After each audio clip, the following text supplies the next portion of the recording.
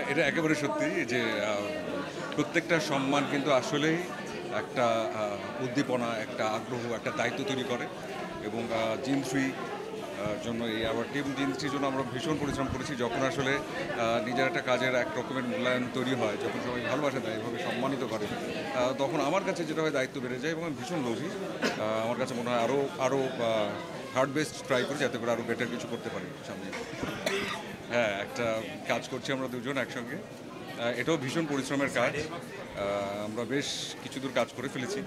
তো যখন আসলে প্রযোজনা সংস্থা থেকে আসলে এই বিষয়ে বলবেন, তখন হয়তো ইন ডিটেল আমরা সব বলবো। তবে সবাইকে বলবো দোয়া করবেন। আমরা খুব প্রতিকূল অবস্থার মধ্যে দিয়ে শুট করে এসেছি একটা সার্টেন জোনে।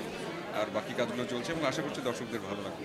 কারণ সবাই খুব সৎ থেকে সবাই খুব পরিশ্রম করে কাজ করছে। এমন হয়েছে যেখানে কাজ করতে গিয়েছি যে ৪টা-৫টা বেজে গেছে ভোরে, আবার ২-৩ ঘন্টা ঘুমিয়ে আবার শুটিংয়ে নামছি। সবাই কাছে খুব ভালোবেসে করছি, ইনশাল্লাহ ভালো লাগবে।